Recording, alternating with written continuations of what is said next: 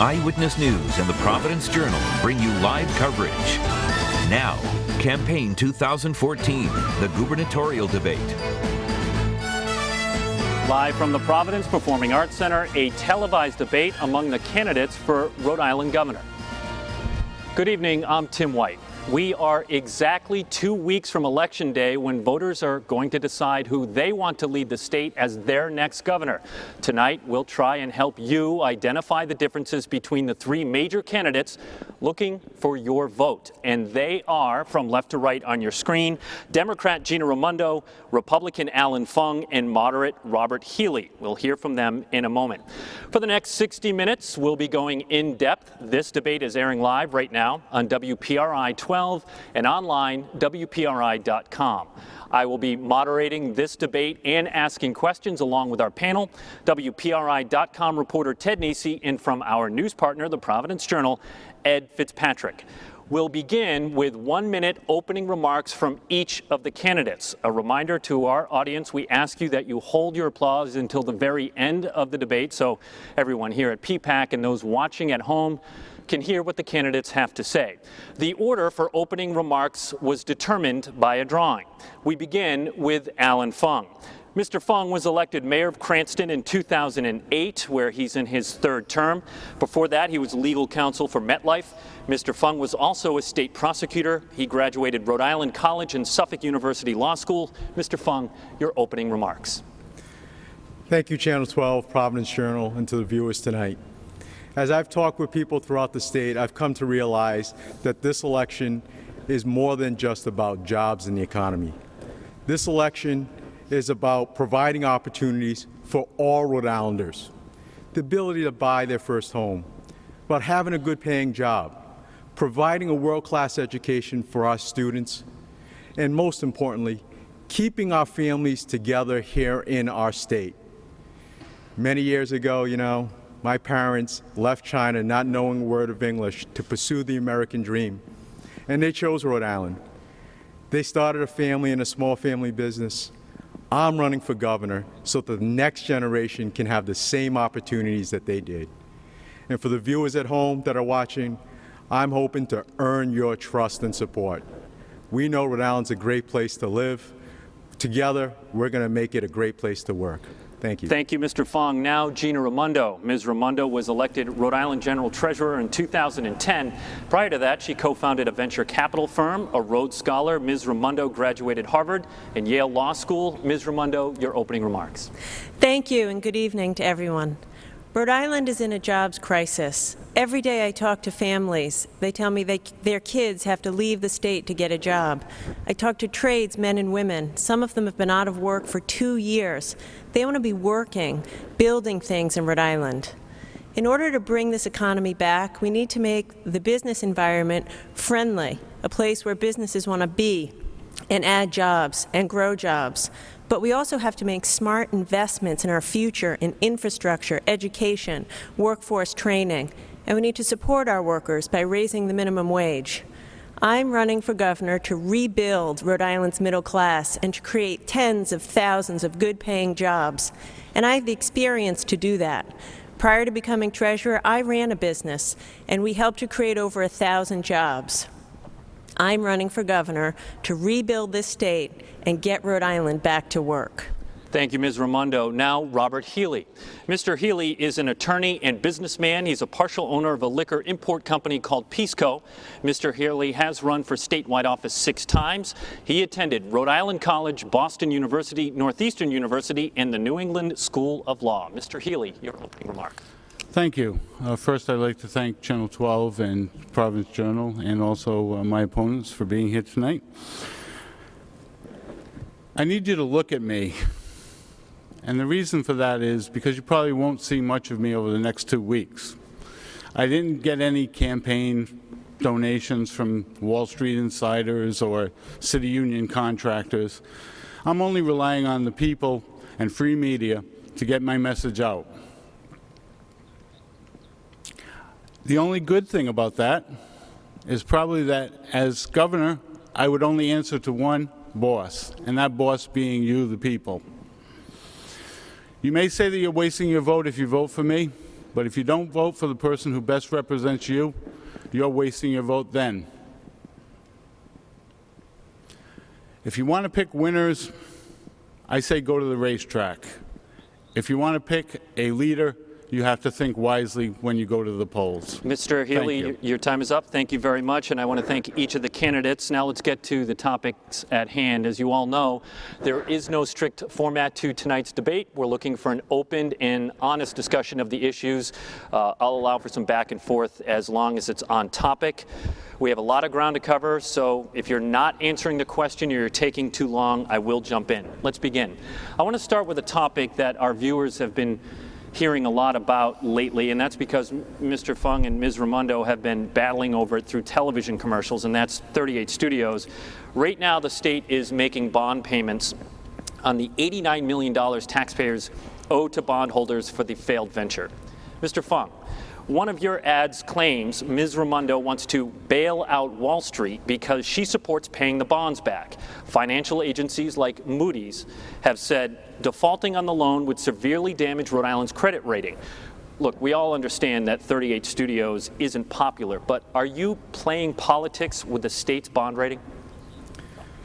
I would never play politics with the state's bond rating. And what I want the voters of Rhode Island to know is that I will stand with them any single day, but do it in a factual way.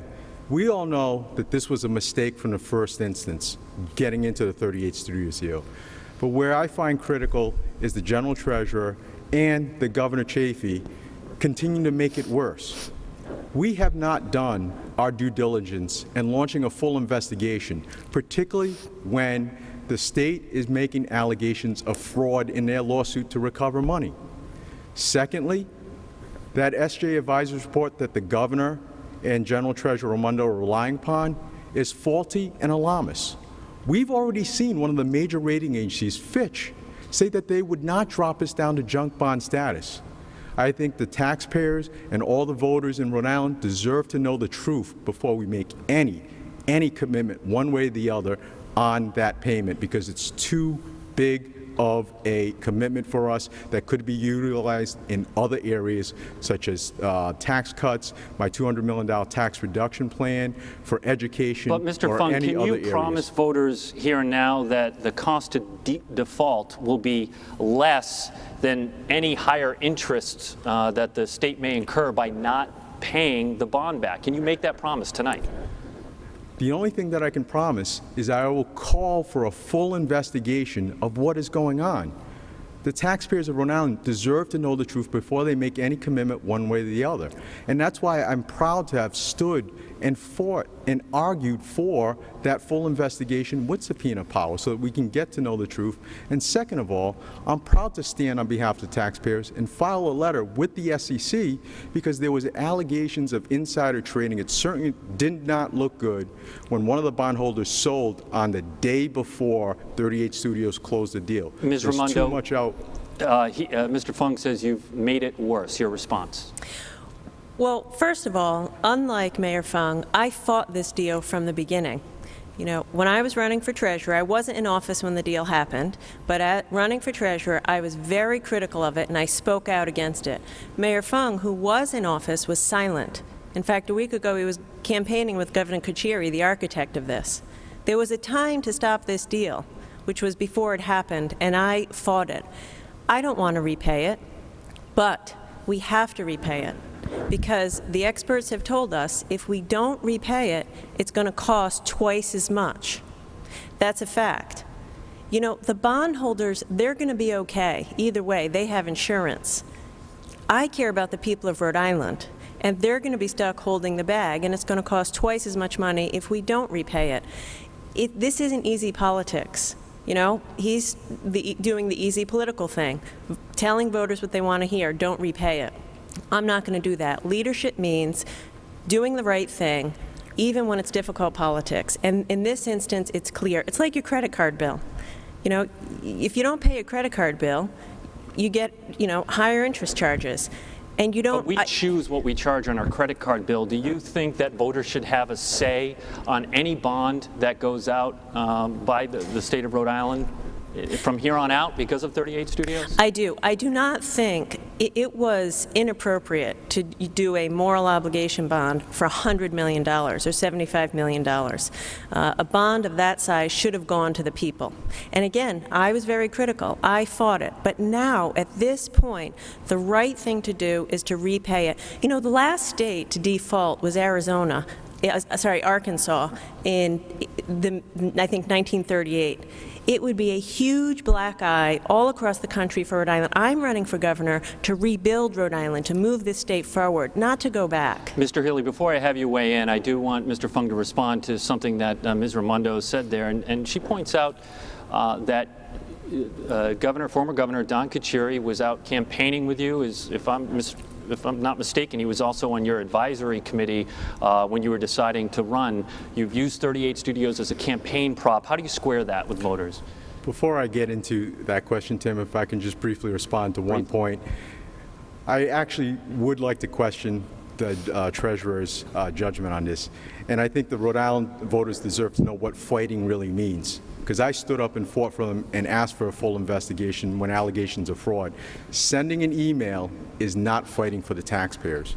And as far as judgment, let's talk about the Treasurer's judgment. Rehiring the same financial advisors that put us into that deal, First Southwest, she and Governor Chafee rehired those individuals when we, as a state, are suing them for fraud in the online transaction. I question her judgment. Ms. Raimondo. Yes. I also would like an investigation, but that's fighting for it after the fact. You know, where was he as an elected official before it happened? I was out there saying, don't do this deal, and I can promise you if I had been governor, it wouldn't have happened. I also have called, in fact, on this stage for an independent investigation, and let me tell you, if there was any fraud, people will be held accountable. But the problem is, in the meantime, we have to pay our bills, because if we don't, it'll be twice as expensive for the people of Rhode Island, and Rhode Island families can't handle that. I'll have some cleanup questions for both of you. I have to allow Mr. Healey to dive in, and quite frankly, Mr. Healey, people don't really know where you stand on this. So, well, on the 38 studio situation, I think that we really have not seen as taxpayers the full investigation that went forward, and I think that that is part of what would condition how you would pay the bonds. I'm not opposed to not paying. In fact, I think that that might be a benefit to the state in that if we do have a higher credit cost, we would do less borrowing. Certainly, if I were governor at the time, I too would have stopped the project. Whether we're arguing over what could have or should have happened, we have to look at what the reality is. We're paying off bonds under what we call a moral obligation. And yet at the same time, the same General Assembly is saying that we don't have any moral obligation for the pensions that we've taken away from people.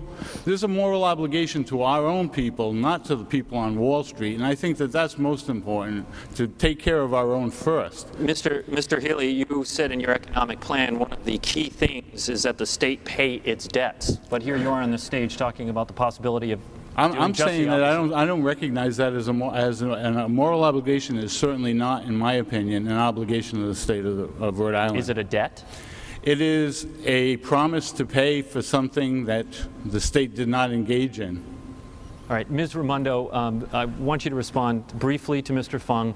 He wants to know, and I think others do too, why did you hire that firm back? Yes, thank you. Thank you for giving me the chance to clarify. You know, in my administration as treasurer, I have a policy that anytime a contract comes due, we put it out to bid. And when this contract came up, we put it out to bid. Unfortunately, only 2 firms replied to the RFP. And the principals of both firms were involved in 38 studios.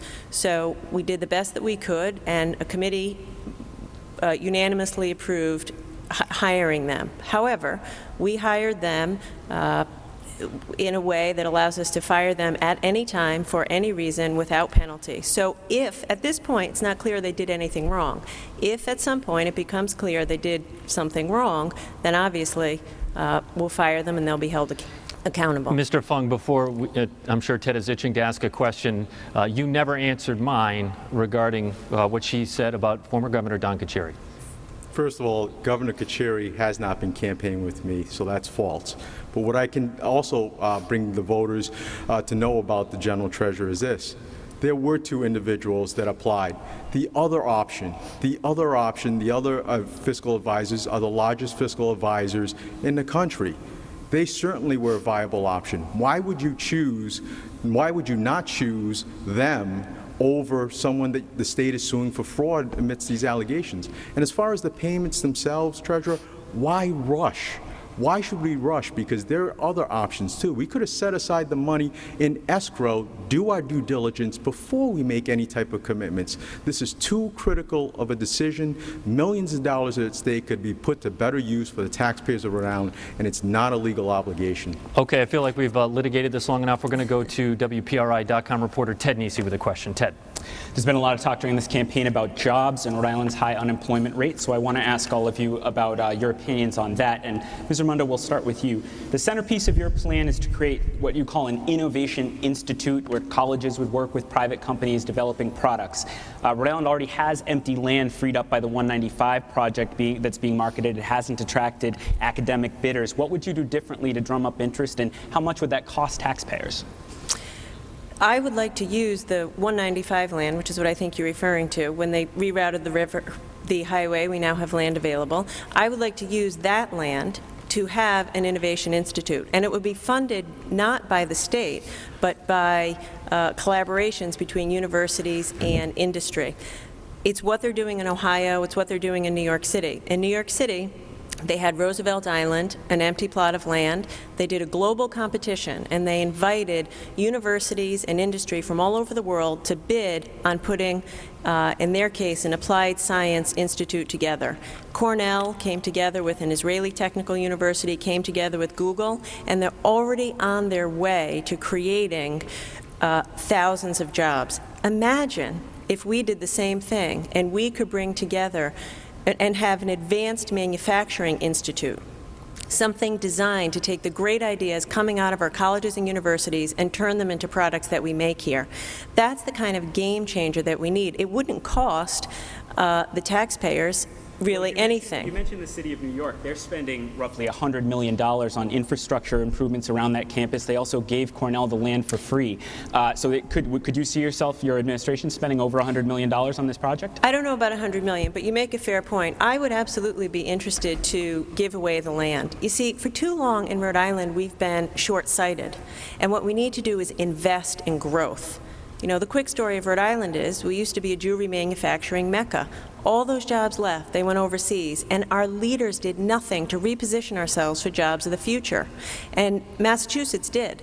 They got into information technology and biotechnology, and they are thriving, and we've been left behind. And under my leadership, we are going to thrive by pulling together industry with universities to fundamentally recreate our economy in industries we can be great at: marine science, medical science, industrial design, and create tens of thousands of jobs, good middle-class jobs, to rebuild the state. But you acknowledge that it could have a significant cost to taxpayers if it's modeled on the New York example. Over time, it'll save money through economic growth. You have to think of it as a smart investment in growth. We're not going to cut our way out of this. We're going to invest in growth. All right, I want to move on to Mr. Fung. Mr. Fung, you've proposed, and you mentioned it in your opening statement, cutting taxes by up to $200 million in the next state budget. There's already a projected budget deficit of $173 million for next year, so with that level of tax cuts, it would be a $370 million budget shortfall for the state. How would you close such a huge shortfall in the state budget to make your plan work?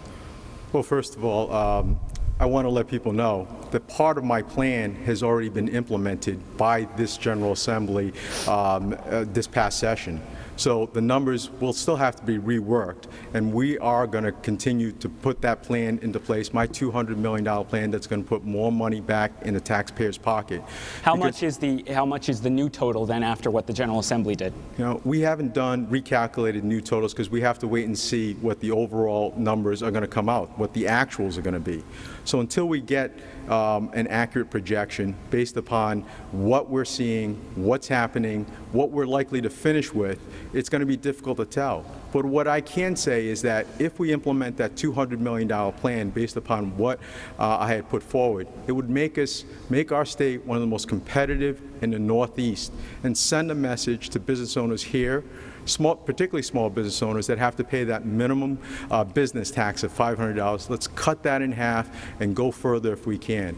I think like all the Rhode Islanders, all the people that are watching tonight, I'm also tired of seeing many Rhode Island license plates going north to Massachusetts, spending our hard-earned dollars in the borders up there. Let's get our sales tax down to equal Massachusetts. But Mr. Fung, again, how would you, right here in Rhode Island? You could be looking, even if we scale back the numbers, perhaps a $300 million budget shortfall for the state with your plan. How would you close such a large budget gap? Well, this is where the Rhode Island taxpayers have to put their trust in me. The experience that I have as mayor of Cranston, innovating, making sure that we're working together, consolidating. Initiatives like that have to be put and tackled with at the state budget as well, because I'm proud of the fact that we've worked with other cities and towns on very big important issues like health care. Working with northern Rhode Island cities like Johnston, North Providence, Lincoln, Woonsocket to save on administrative health care costs, providing the meal service for the Pilgrim Senior Center in Warwick. Those type of initiatives are saving taxpayers' dollars, growing our business base, and that's the type of fervor that I will initiate at the state level, too. Mr. Fung, in previous debates, you'd cut 5% of the state's workforce as part of your savings. How many state employees would lose their jobs if you cut 5% of them? What we're talking about with the cuts is making sure that there are operational efficiencies at all levels of government. And that's where the experience as Cranston's mayor and working as a chief executive, finding efficiencies, consolidating functions wherever we can, that's what I'll put the task at tackling our state budget as well. Because just ask yourself, why is it for a similar size state population-wise north of us that our state budget is billions more than New Hampshire's?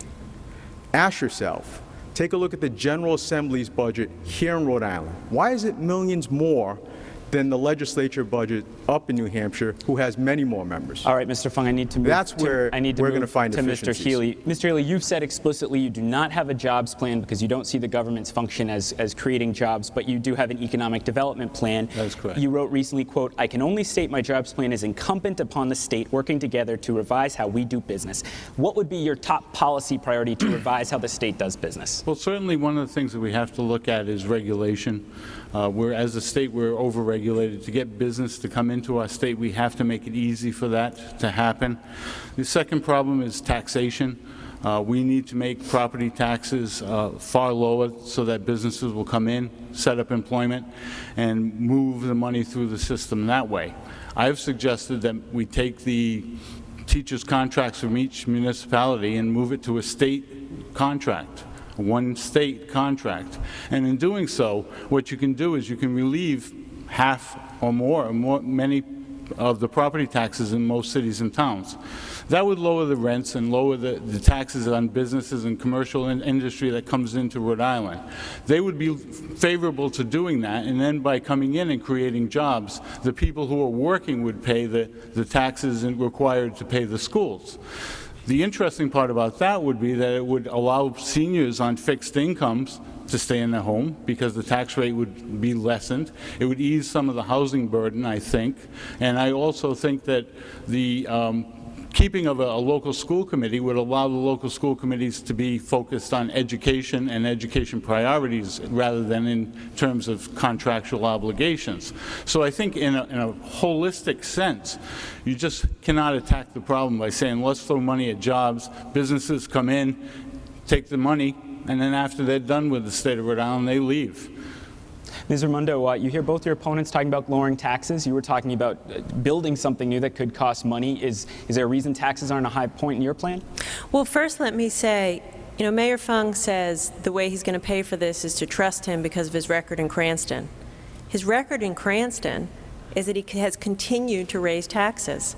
He came into office and year after year after year raised property taxes on working families and commercial property taxes, which turns businesses away. He even taxed more cars, imposing a car tax on cars valued as little as $500. Now, in his new plan, he wants to cut corporate taxes, tax cuts for companies, tax increases for working families. That's what's crippling Rhode Island. What we need to do, we need to have, an affordable, competitive tax structure. I supported the General Assembly when they lowered our corporate tax rate this past session, and now we're the lowest in New England. That's a good thing. I worked so hard on pension reform, it's already saved the taxpayers of Rhode Island hundreds of millions of dollars. What we need to do is control our cost and be smarter about how we spend, and then invest in growth, invest in infrastructure, rebuild schools, put people to work. All right, rebuild Mr. Fung, roads, I put can people let you to work. respond, but briefly, because we do need to move on. Ed. Sure. I think the Cranston taxpayers know and trust what I've done in the city of Cranston. And for the past 3 years, we have not had to raise property taxes. We've rolled up our sleeves, made hard decisions, even reforming our pension system the right way, negotiating with the settlement that shaves $6 million off our required contribution. Meanwhile, we were also innovating, like I discussed, about consolidation and growing our business base. I'm proud of the business environment that we created in Cranston, adding over 1,000 new jobs just in my first 2 terms, never mind my 3rd term. And we're still continuing to see businesses grow, not only just big businesses like the Cadences or Tacos, but small businesses like Marchetti's and Antonio's as well.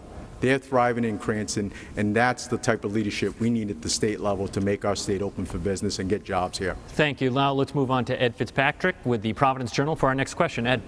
Just yesterday, the Rhode Island Public Expenditure Council issued a report noting state officials have not figured out how to fund the state's health insurance exchange, even though under Obamacare, it must be financially self-sufficient by December 2015. So tonight, rather than speaking in general terms about health care, I want you to tell us specifically how you would fund HealthSource Rhode Island going forward.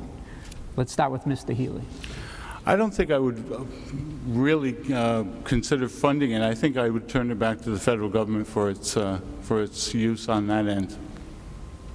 Would you be concerned about the federal government taking back some of the grants that it's given the state to get it going already? I think that the federal government was the way to go if they wanted to implement the program. I think that there are problems that are going to happen after the midterm elections in terms of what's going to be allowed and not allowed, and I think Rhode Island is out on a limb on their program on this. So, Ms. Raimondo, do you agree? Turn it back to the federal government? I don't agree. Every Rhode Islander deserves access to affordable, high-quality health care. And Rhode Island has done an excellent job in rolling out the exchange. So I would keep it in Rhode Island.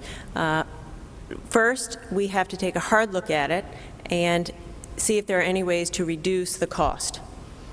And secondly, we need to be creative. I would not put a surcharge on policyholders, because Rhode Island families are struggling as it is. I'm very interested in the possibility of licensing it and selling it to other states, because it is something Rhode Island has done such a good job of. I understand other states are interested in it, and that could be a revenue stream.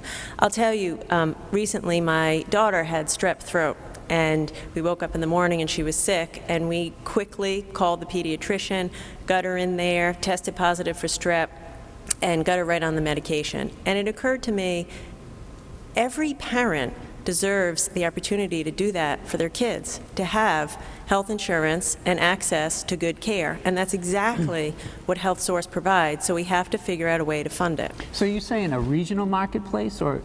Yes. With other states? Exactly. Which I believe over time would lower costs even more for small businesses, which is a key. Small business, we have to do everything we can to reduce healthcare costs for small businesses.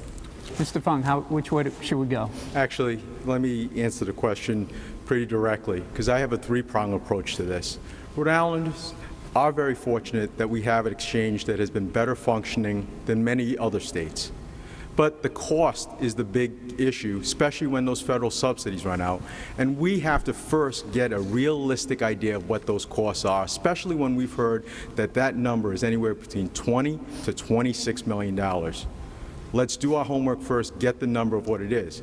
First, we have to really find out what the expense drivers are and why it's costing so much, and take a look at options such as private exchanges to see whether or not they can do that function in a more efficient and cost-effective manner.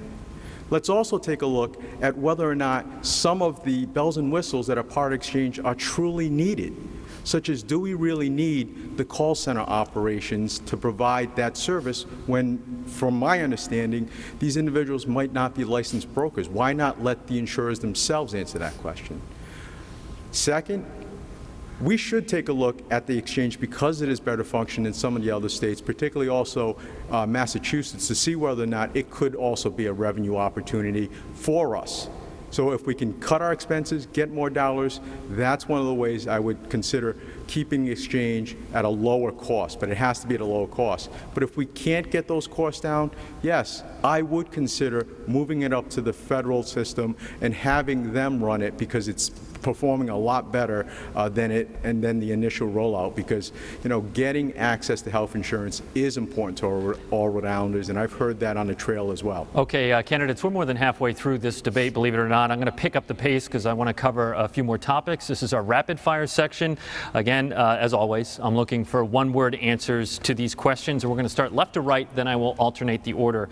Ms. Raimondo, do you support or oppose a constitutional convention? At this time, I oppose it. Mr. Fung?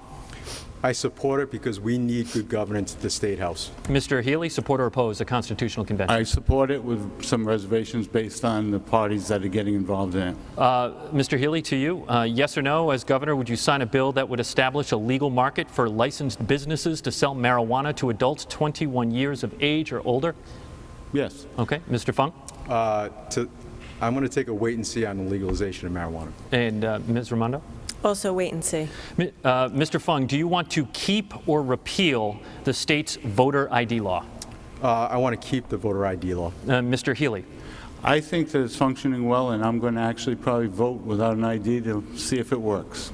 Okay. Let us know how that works out. I will. Okay. Ms. Raimondo, do you want to keep or repeal the state's voter ID law? If the General Assembly put a bill on my desk which repealed it, I would sign it. All right. Ms. Raimondo, do you support or oppose driver's licenses for undocumented immigrants?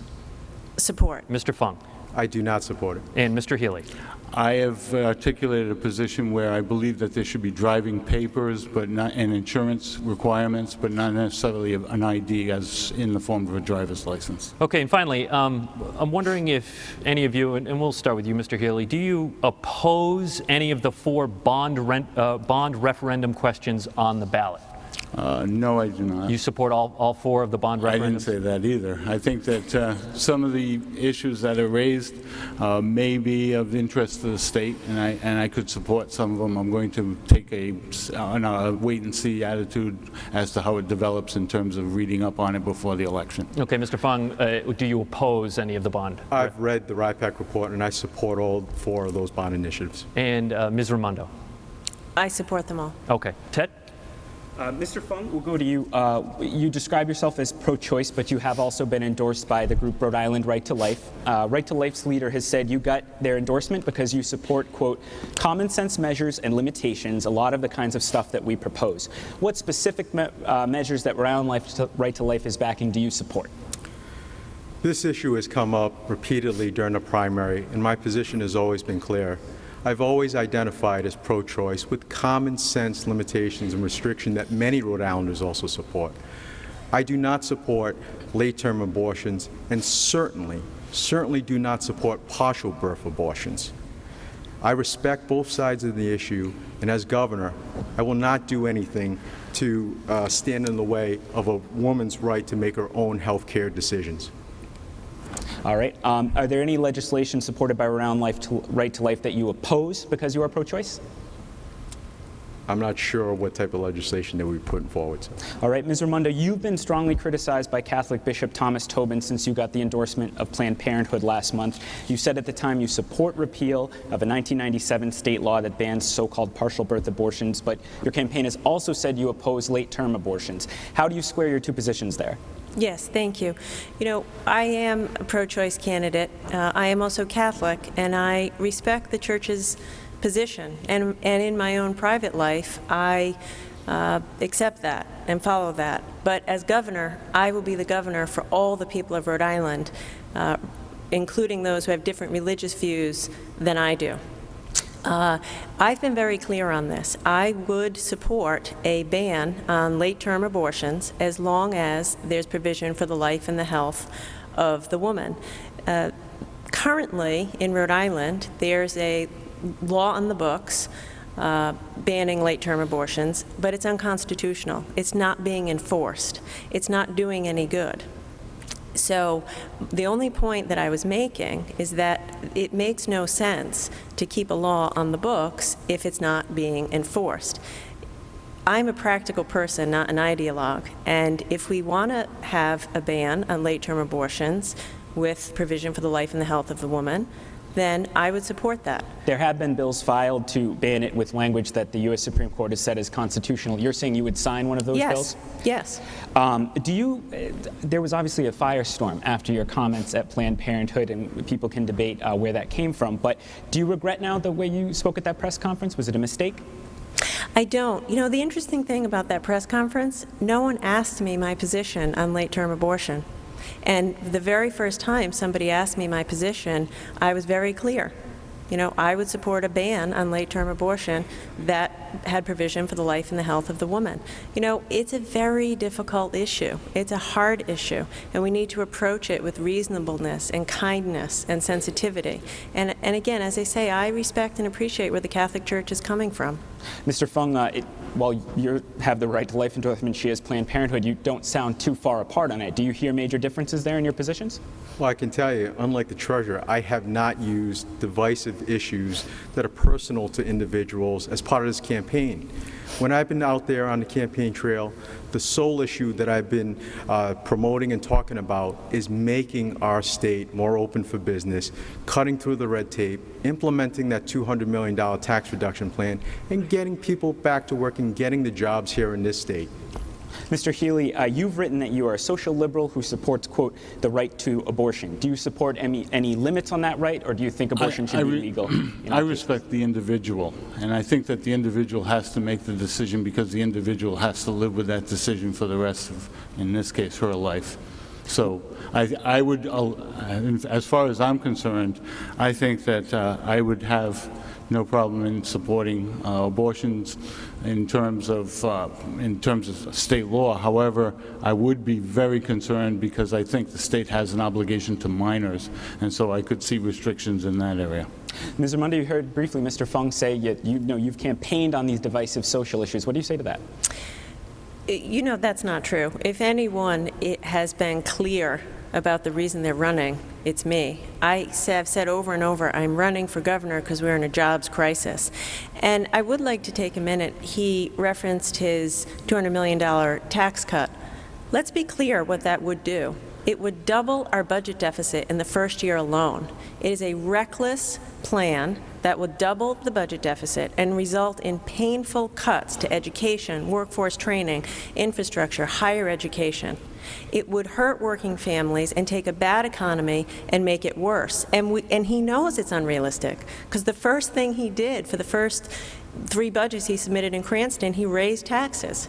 So it's time to be realistic. Let's have affordable taxes, let's invest in growth, and let's get people back to work. Obviously, I'll let you respond, Mr. Fung. First of all, I think in the Providence Sunday Journal just a couple weeks ago, we had 3 leading business leaders in the state of Rhode Island. And I'm proud that the former dean and distinguished business professor at URI called my $200 million tax plan pro-business, pro-economic development, and pro-job creation. That's what we need, a leader who's willing to tackle the problems of our state with a sense of urgency, and that is what my plan will do. And my experience in cutting through the red tape and working to build a better business environment as Cranston is evident. Take a look at that central part of the city in Garden City and Chapel View. It's thriving now, and this should be happening in every city and town across the state, and that's what I intend to do as your next governor. Okay, let's go to a question from Ed Fitzpatrick. Ed. Mr. Healey, you recently sent journalists a platform document that you wrote in 2006 saying, if you read no other document produced by my campaign, please read this one. Well, I read it. And I noticed that at one point you said you believe that the large-scale entry of women into the American workforce has caused a detriment to the society that may be beyond repair. That's a provocative statement. Can you explain what you meant? Sure. It sounds misogynist on its surface, but the reality is a supply and demand of labor. What we forgot to do when we allowed women to enter into the workforce, we forgot to say that, hey, there are extra laborers coming in.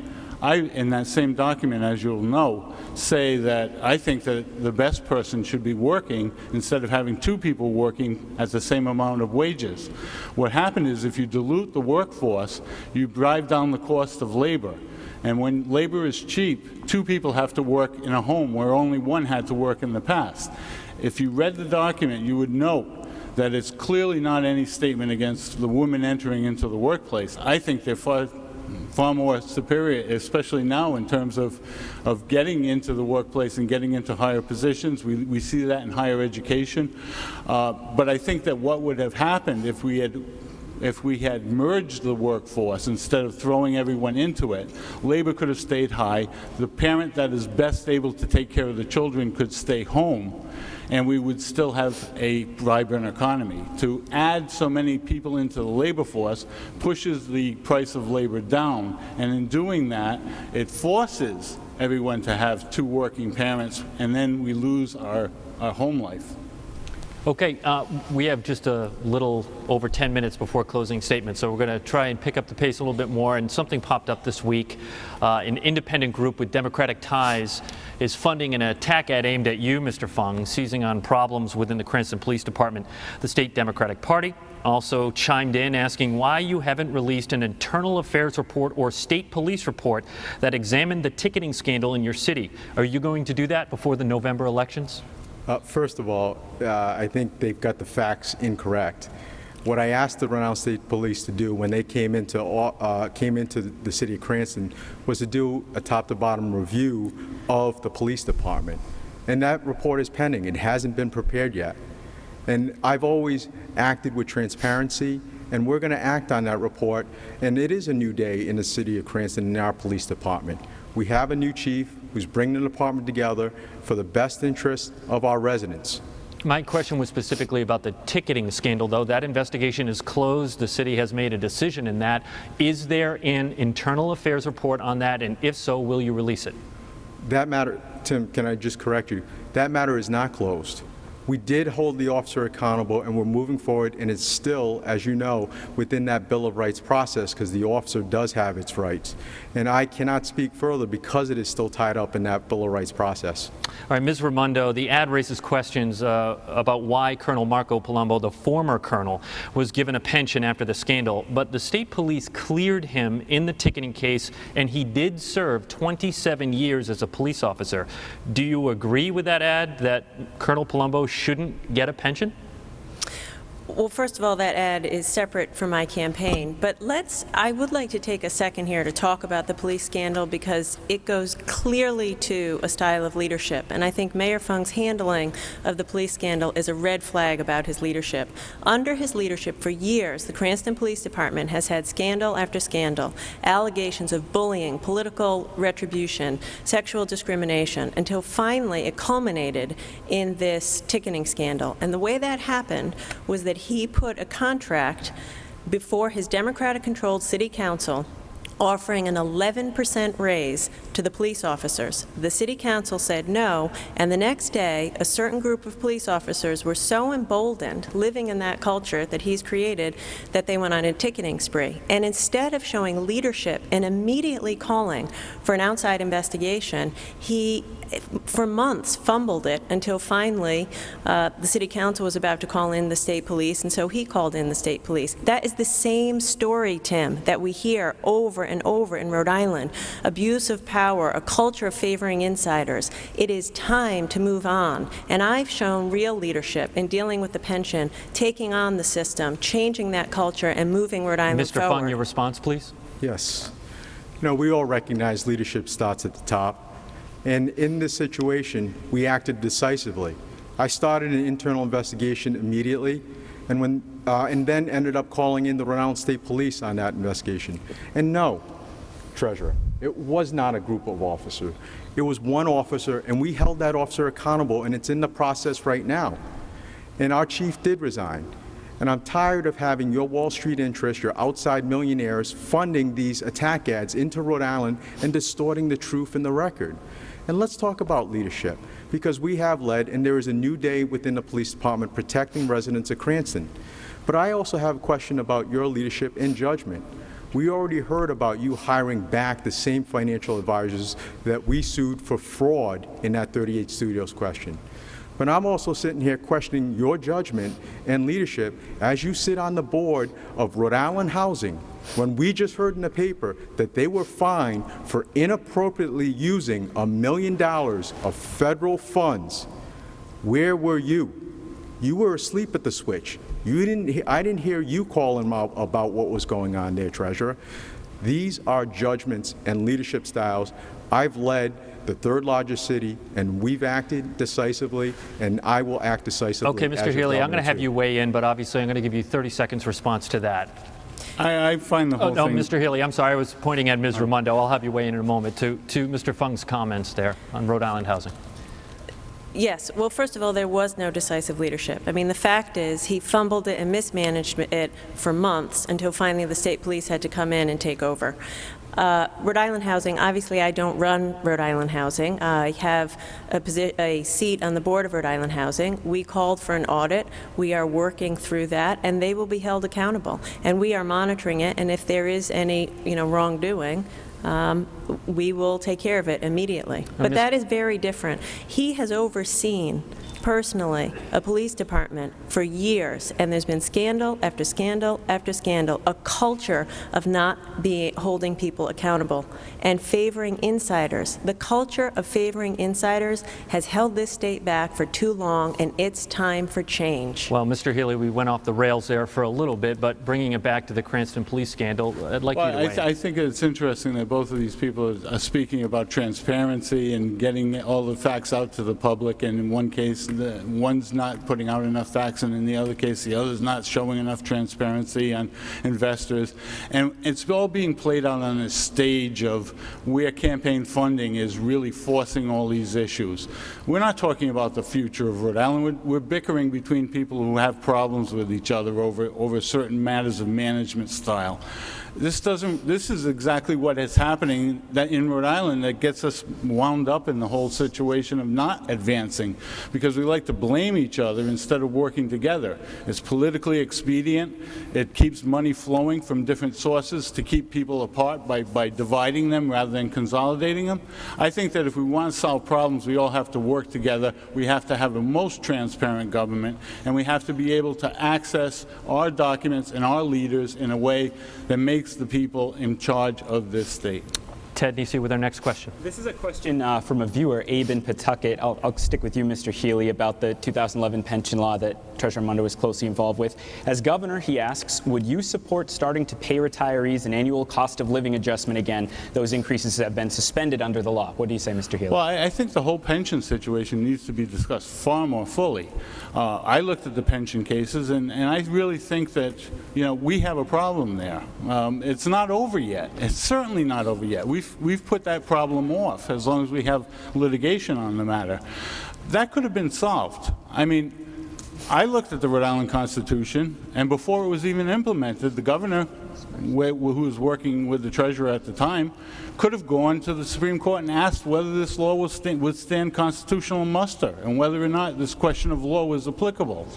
They would have given a written answer at that point in time and avoided all the controversy and problems that we have with the pensioners. We have moral obligations to people on Wall Street, and yet we have no problem saying we have no moral obligations to the people that actually worked for our state, taught our children, gave nursing services and other services to the people of our state. I find that to be far out of the realm of reality.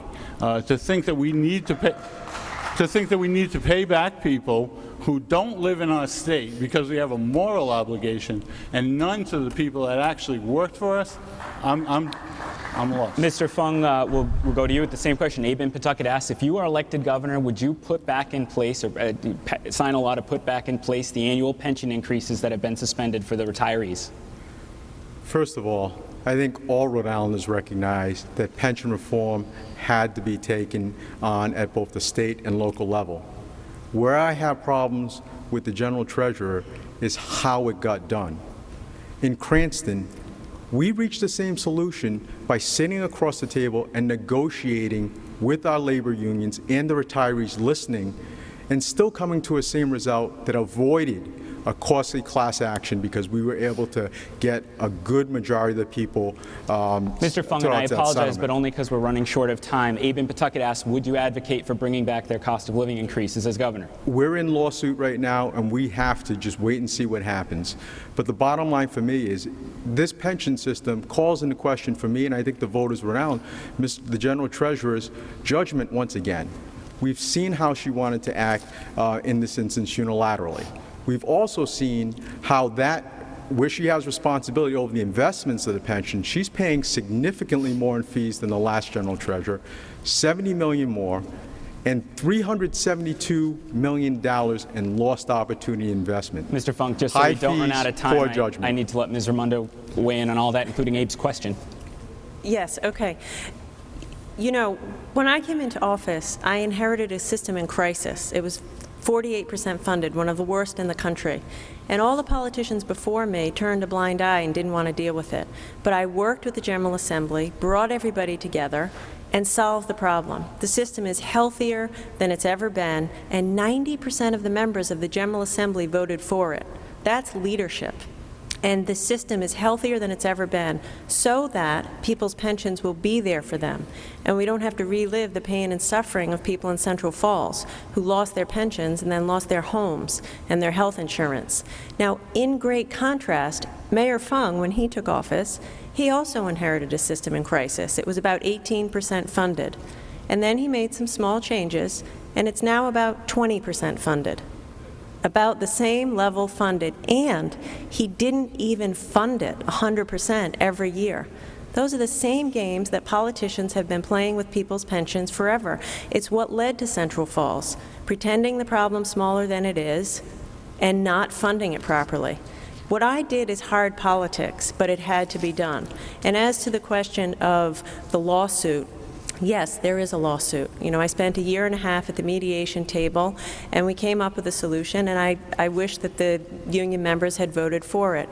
But at the end of the day, leadership means acting in the face of crisis and solving a problem, and that's what I did. Okay, we have 30 seconds literally across the board. Yes or no? Again, I have 30 seconds. As governor, would you sign a bill supporting binding arbitration for teachers? Yes or no? No. No. Mr. Fung, no? And Mr. Healey, I'm sorry? No. Okay, let's go to closing remarks now. Each of the candidates have a chance to make their 60-second closing remarks. And a reminder to our live audience, we ask that you please hold your applause until all three candidates have finished their 60-second closing remarks. Again, the order for closing statements was determined by a drawing, and we begin with Gina Raimondo. Ms. Raimondo, your closing remarks.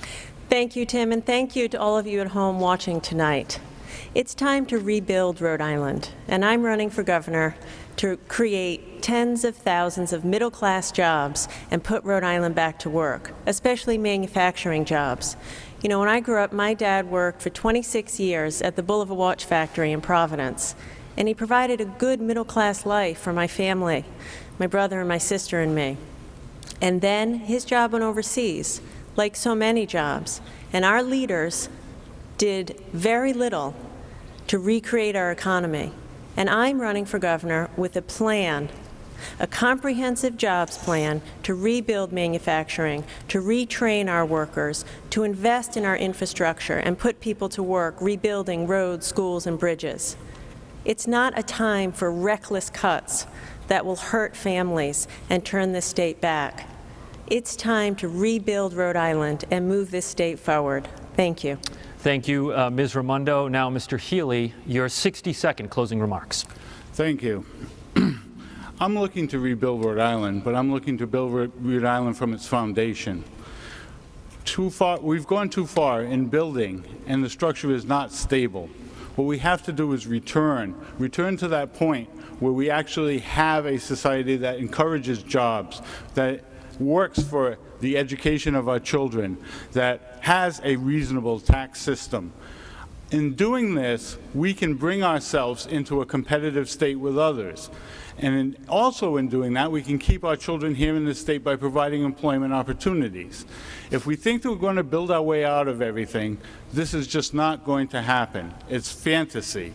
And what we have to do is look at what we have, go back to our basic structure, and restore freedom and liberty to the people in the meantime. And that's why I'm running for governor. Thank you, Mr. Healey. Now, Mr. Fung, your 60-second closing remarks. Thank you, Channel 12, Providence Journal, my opponents who are on stage tonight, and the viewers at home.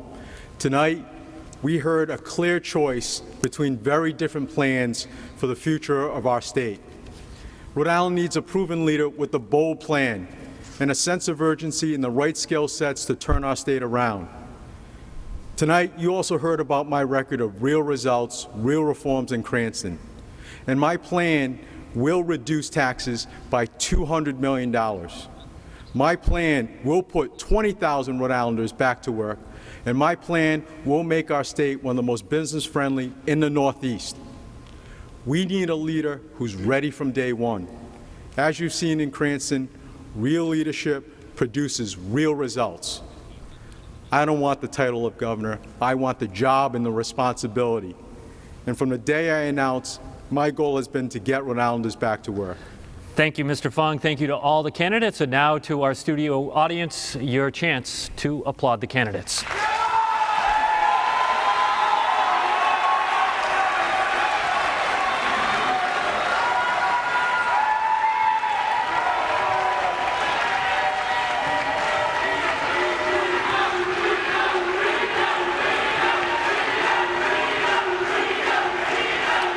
We want to thank the Providence Performing Arts Center for hosting us here tonight. That does it for our Campaign 2014 Gubernatorial Debate.